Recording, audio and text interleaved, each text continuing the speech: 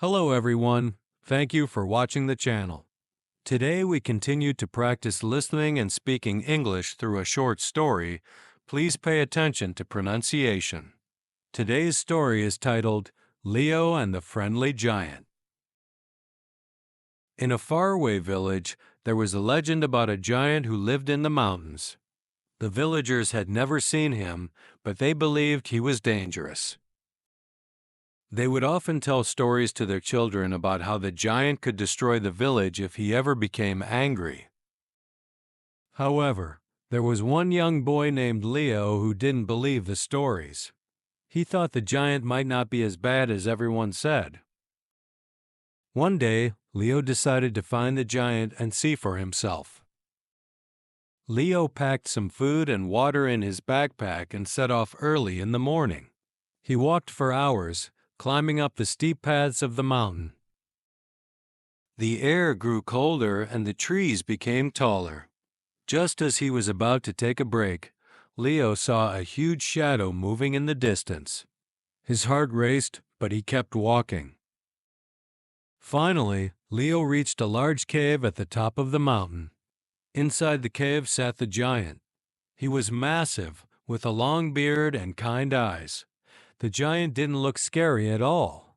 In fact, he looked lonely. "Hello," Leo called out, his voice echoing in the cave.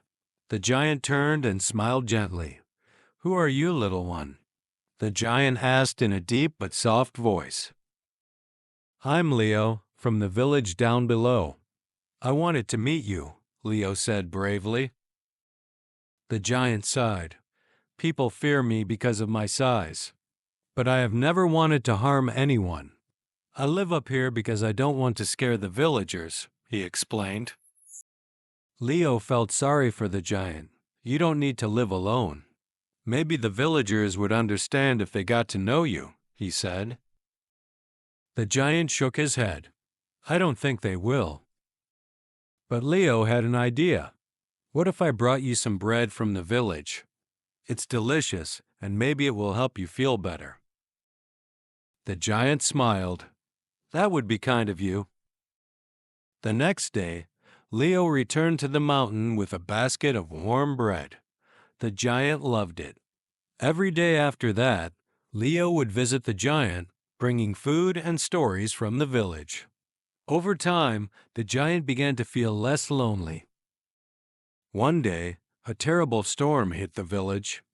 The river flooded and many houses were in danger. The villagers were scared and didn't know what to do. But then they heard loud footsteps approaching. It was the giant. He had come down from the mountain to help. With his great strength, the giant moved large rocks and trees to block the river and stop the flooding. The villagers watched in amazement. They realized that the giant wasn't their enemy. He was their friend. After the storm passed, the villagers thanked the giant. They invited him to visit the village anytime he wanted. The giant smiled, knowing he finally had a place where he was welcome. From that day on, the giant became a hero in the village. And Leo? He was proud to have made a new friend and helped change the way people saw the world. The end. This story is about kindness, bravery, and understanding others. I hope you enjoy practicing with it.